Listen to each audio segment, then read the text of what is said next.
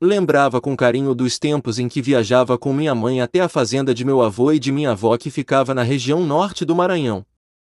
Saíamos de São Luís fugindo da folia dos carnavais, pois minha família sempre gostara do silêncio proporcionado por lugares isolados e da tranquilidade que somente a natureza poderia oferecer. Lembro-me das planícies verdes cuja vegetação balançava ao vento, lembro-me dos lagos escuros e cheios de lodo e dos pés de coco-babaçu balançando ao vento do marítimo vindo do Atlântico. Eram estas paisagens nostálgicas que traziam as sensações mais primevas e lembranças mais primitivas. A casa de meus avós tinha uma varanda onde meu avô sempre ficava esperando nossa chegada em sua velha cadeira de balanço, com o seu cachimbo na boca como de costume. Já a vovó sempre estava na cozinha preparando algo saboroso para o almoço. Em toda a minha vida nunca conheci um homem mais exímio na arte de contar histórias. Meu avô era formidável em suas narrações de improviso, contava histórias das quais eu nunca tinha ouvido antes. Houve um tempo em que acreditei que ele tivesse aprendido estes relatos maravilhosos em diferentes partes do mundo, pois quando era mais novo havia sido um marinheiro e certa vez me dissera que havia viajado por todos os 7 mares e que havia visto e ouvido tudo que um homem comum jamais imaginaria conhecer. Contou-me certa vez sobre a coruja de Órion, que foi o presente do rei de Minos ao rei de Tiro e de como esta enigmática criatura presenteava o rei de Tiro com sonhos de revelação que falavam sobre os acontecimentos vindos do futuro e as verdades esquecidas que ficavam perdidas nas dunas do passado. Também me contou a história de uma misteriosa cidadela que servia de morada para os fantasmas, era chamada de Gilead pelos discípulos de Toto-Amon e que fora construída em tempos passados para ser a mais bela entre todas as cidades da antiguidade, mas desaparecera da existência do dia para a noite. Dizem que os deuses haviam ficado cheios de inveja por nem mesmo eles morarem em tão magnífica construção e por isto destruíram-na para que nenhum outro nela morasse. Passávamos nossos dias assim, explorando as mais diversas oportunidades que a criatividade humana podia oferecer. Sempre no fim de uma história eu pedia outra e mais outra, sem nunca me cansar de ouvir aquele esplêndido homem que emanava breves sugestões difíceis de definir, cheio de mistérios e peculiaridades. Eu poderia me perder com facilidade naqueles mundos fantásticos que somente uma imaginação provinda dos recônditos da fantasia poderia criar de tão temíveis e esplendorosos que eram tais histórias estranhas. Quando a noite caía e podia-se ouvir o coachar monótono das rãs e o pisca-pisca bruxuleante dos vagalumes perto do lago, eu sabia que era hora de dormir. Mesmo que minha vontade fosse a de continuar aquela contação de histórias durante toda a noite. Deitava-me na cama e sonhava com aquelas fantasias cobertas de mistérios e enigmas que me convidavam a descobrir os seus segredos, porém, eu tinha medo de adentrar naquelas profundezas ignotas. E nunca mais conseguir voltar, perdendo-me para sempre no escuro desconhecido. Às vezes vinha-me uma memória desbotada, na qual eu via na janela do quarto uma coruja que me olhava com atenção, era branca como a neve dos polos antárticos e eu juro que a ouvi sussurrar. Gilead, mamãe e eu voltávamos para casa ao fim do carnaval e, por mais que eu protestasse para ficarmos mais um pouco, era em vão. Levaria no coração apenas as saudades e as boas lembranças daqueles dias. Foi em um mês de novembro que uma tragédia terrível atingiu minha família. Vovó havia falecido. Já sofria de problemas no coração há muitos anos e os médicos disseram que ela tivera um terrível ataque de pânico que lhe acarretou o infarto derradeiro. Ninguém sabia dizer o que de fato havia provocado tal desespero naquela senhora que era conhecida por todos pela sua calma imperturbável. Meu avô apenas dissera que a esposa havia acordado durante a noite, gritando e correndo de forma enlouquecida. O olhar do velho homem era vazio e cheio de incertezas, o que fez os policiais terem pena e não o perturbaram mais com os cansativos interrogatórios. No dia da cerimônia de despedida, que ocorrerá na casa de fazenda do meu avô, vi o caixão aberto na sala de entrada, havia um pano cobrindo o rosto do frio cadáver, pois, muitos que haviam visto-a face pálida e nua, acharam melhor fazer a cerimônia com um pano ocultando-lhe o rosto, diziam que os mais sensíveis poderiam se sentir perturbados com o estado da velha mãe, mas eu queria vê-la. Queria poder olhar no rosto daquela que sempre me tratara com carinho, seria a última vez que poderia ver aquela senhora bondosa de coração puro. Aproximei-me do caixão quando a sala estava vazia e quando levantei o pano que lhe cobria a face, entendi o porquê dos protestos dos familiares, que desejavam a matrona com o rosto escondido. Deus! Seu rosto estava contorcido em uma expressão de horror sem fim. Jamais imaginei que uma feição poderia se contorcer de forma tão grotesca e horrenda. Seus olhos estavam desesperadamente voltados para cima, como se algo vindo do alto estivesse ameaçando-a. Lembro-me de correr até mamãe e pedir para que me levasse embora daquele lugar. Após alguns meses, visitamos meu avô para saber como ele estava. O velho homem aparentava um ar de divagação, seus pensamentos estavam muito longe, como se tentasse desvendar algum mistério desconhecido, mistério este somente conhecido por ele. Tentei conversar e descobrir do que se tratavam tais pensamentos, mas ele me ignorou e em seus olhos eu podia ver mundos distantes de reinos oníricos. Seria lá que o velho homem estava? Chegará enfim o inverno e também as minhas férias. Pedi para a mamãe que me levasse para a fazenda novamente mesmo que ela me avisasse que as coisas tinham mudado, e muito do agora não era como antes. Eu não dera ouvidos, pois sentia falta das velhas histórias de outrora e achava muito estranho ter me esquecido de muitas delas. Como eram constantes as vezes em que me encontrava refletindo sobre aqueles contos, sabia que o certo era que estivessem vivos em minha memória, já que eu os deveria ter decorado de trás para frente.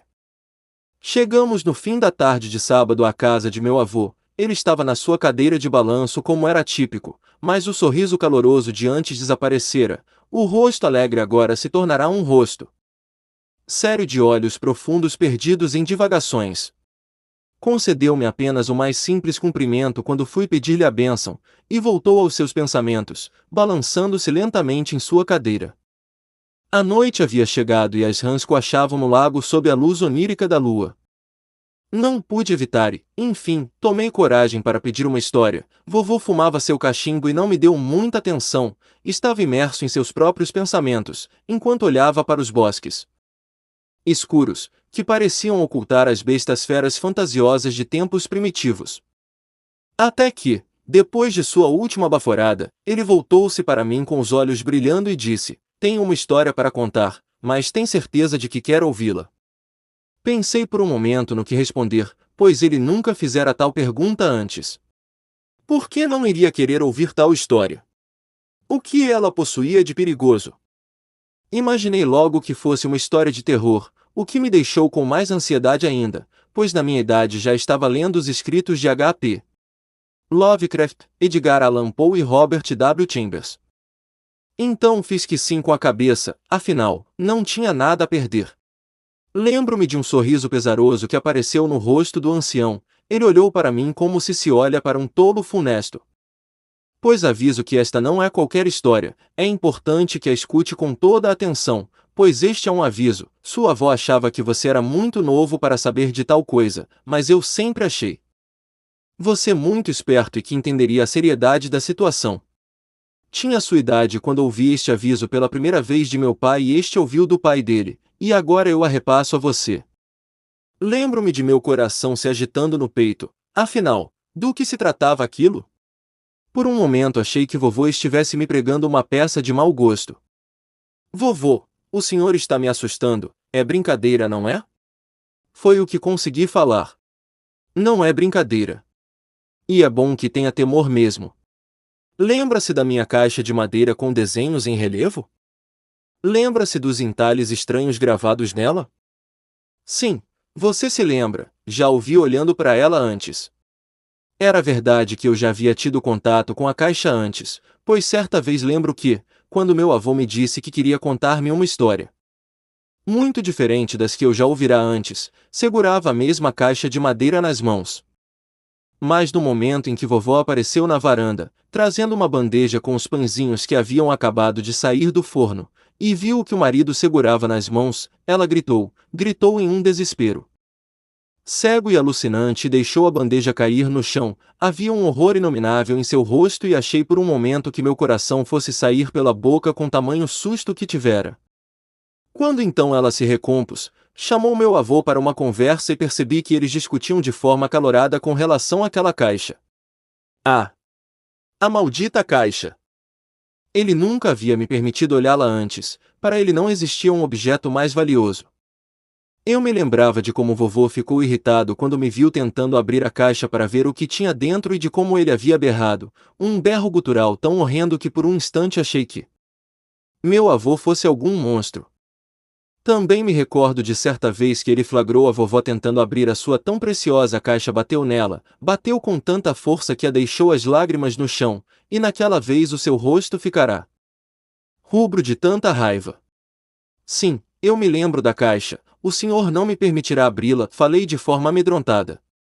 Saiba que há um motivo para que eu seja cuidadoso com relação a esta caixa, criança. Pois dentro dela está a coisa mais perigosa do universo. E abri-la significaria a destruição de nosso mundo. Eu não pude evitar torcer o rosto, estava confuso com todas aquelas alegações, eram muitas informações complexas para minha cabeça. Ele falava com tanta seriedade e cuidado que por um momento acreditei que falava um segredo oculto. Vejo que tem dificuldade em entender. Tudo bem, vou contar a história e tudo ficará claro para você, como foi para mim.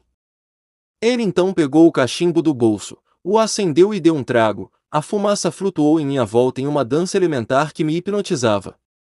Há muitas eras, quando nosso mundo se encontrava em matéria-prima bruta e somente sonhos flutuavam no éter, havia as forças que criavam e as forças que destruíam. Essas forças da natureza modificavam as leis da física à sua volta, o espaço-tempo se contorcia conforme elas se arrastavam entre as estrelas e planetas. Uma destas forças se chamava, ouça bem pois só falarei o nome desse ser uma vez e você deve se lembrar até o fim de sua vida, Sazgrothnu, este é o nome dado pelos antigos magos de um mundo já perdido nas profundezas do oceano sem fim, mas nós devemos chamá-lo apenas de o Insaciável, é ele o responsável pelo consumo de grandes berçários estelares. Em tempos passados havia muito mais constelações no céu, há 10.000 anos atrás, por exemplo, ainda poderíamos ver a estrela de Invus e Trina no zênite celeste. A besta cósmica fora criada por mero acaso. O universo prega essas peças, na criação do tudo, uma sucessão de explosões galácticas serviu de laboratório para a criação do insaciável. Seu feto caiu em alguma estrela nos subúrbios do universo e esta serviu de manjedoura para a entidade caótica. Oh! Que sejam malditas todas as casualidades!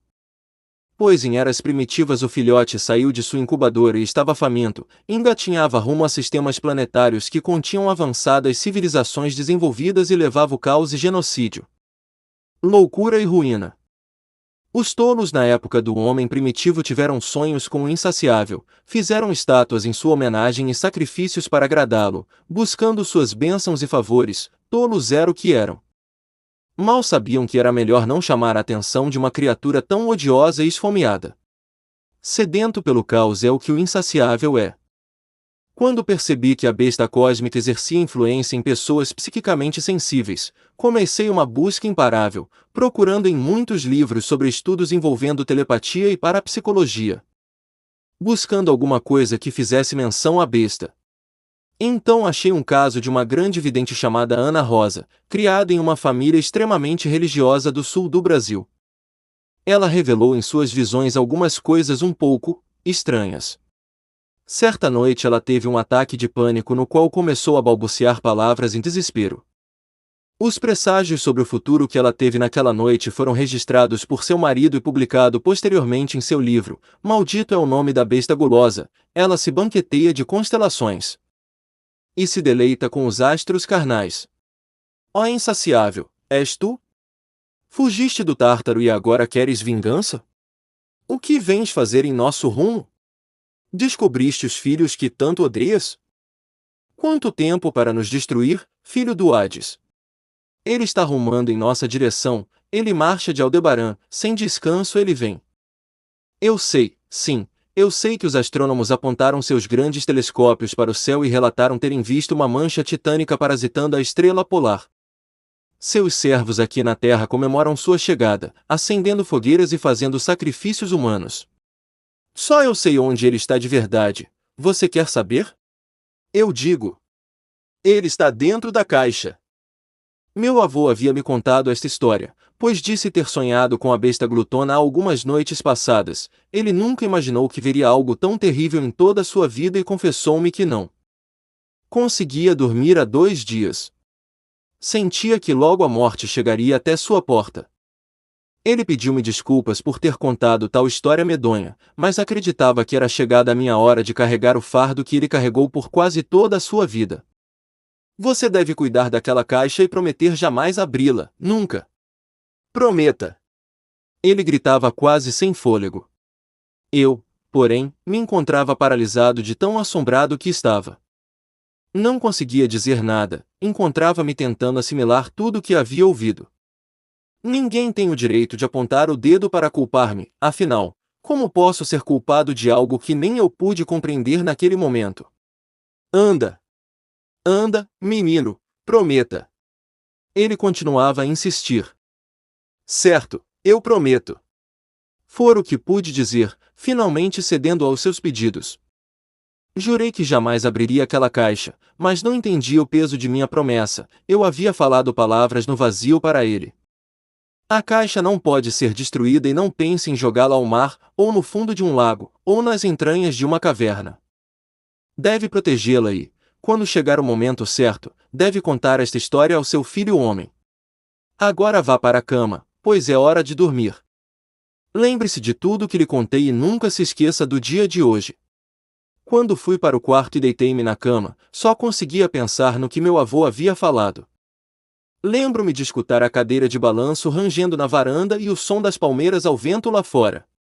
Quando eu e minha mãe voltamos para a cidade no outro dia, tive a sensação de que era a última vez que veria meu avô.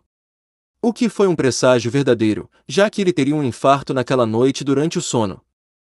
Ele me deu um beijo de despedida e ficou olhando, enquanto o carro se distanciava. Esta foi a última imagem em minha mente do velho contador de histórias. Após muitos anos, depois de ter terminado meus estudos e me formado, resolvi viajar até a antiga fazenda que durante minha infância havia me dado tantas boas memórias. Mas, para minha tristeza, o lugar estava vazio, esquecido até mesmo pelos errantes e pelos ladrões de casas abandonadas. A paisagem era melancólica e as construções esquecidas e decrépitas realçavam essa tristeza com as lembranças dos tempos de Aurora. Havia um buraco no telhado da velha casa, fora provocado pela queda de um raio. Disseram que o feixe de luz fizera um horrendo barulho ao se chocar contra o teto, barulho este completamente antinatural e que não tinha nenhuma semelhança ao som característico daquele fenômeno comum. Entrei na casa, os móveis estavam empoeirados e as teias de aranha espalhavam-se pelo teto. Fui até o escritório de meu avô e quando abri a porta vi que o raio não só destruíra o telhado, mas também havia feito um rombo no chão da sala. Na estante de livros, bem escondida entre 2 volumes de Parasitas Mentais por Roberto Mustafar, estava a caixa de madeira escura com os estranhos entalhes em relevo. Ela insinuava-se para mim de forma sobrenatural, como se desejasse que eu a abrisse. Do que eu tenho medo? Sasgrotfnu? Que besteira! Aquele ancião era muito bom de histórias mesmo, devo admitir, foi o que pensei naquele momento. Segurei o objeto nas mãos. Um pequeno cadeado impedia a abertura da caixa. Fui até a gaveta da mesa e peguei um moinho de chaves, testei uma por uma, até achar a correta, que fizera o cadeado estalar quando destranquei e lentamente abri a caixa. Um ar poeirento e de antiguidade imensurável chegou às minhas narinas. Olhei para dentro da caixa e vi um velho e feio sapato. As piadas mais infames passaram-se na minha cabeça naquele momento. Fechei a caixa e a botei novamente na estante. Estava com pena do meu avô, esse tempo todo impedindo um sapato de destruir o mundo, pensara comigo. Mas do lado de fora da casa era frio, frio como os polos nevados nos extremos do norte. Lembro-me que estranhei não ouvir os sapos coachando e nem os vagalumes piscando como de costume. Tudo estava tão escuro. Olhei para o céu e não vi estrela nenhuma e também não consegui encontrar a lua, por mais que eu a procurasse em desespero, buscando por seu auxílio no céu, sim, no céu. Que era de um breu profundo capaz de afogar qualquer um que olhasse para dentro dele por muito tempo. Tudo em minha volta também estava terrivelmente negro, tive medo, me sentia sufocado diante de toda a escuridão à minha volta, e, quando percebi que toda a imensidão oculta se contorcia sobre mim. Espremendo-me lentamente, só pude gritar de desespero. E em meu âmago, pensei, meu avô foi um marinheiro, deve ter ouvido histórias de muitos viajantes, príncipes e reis. Sentado nesta cadeira de balanço me recordo, sim, posso me recordar de como as coisas um dia foram. Mas quando observo a lua, só consigo ver um objeto amorfo se contorcendo em agonia e descendo lentamente em minha direção, cada vez mais perto. Ó Deus! Ajude-me! Ele está aqui!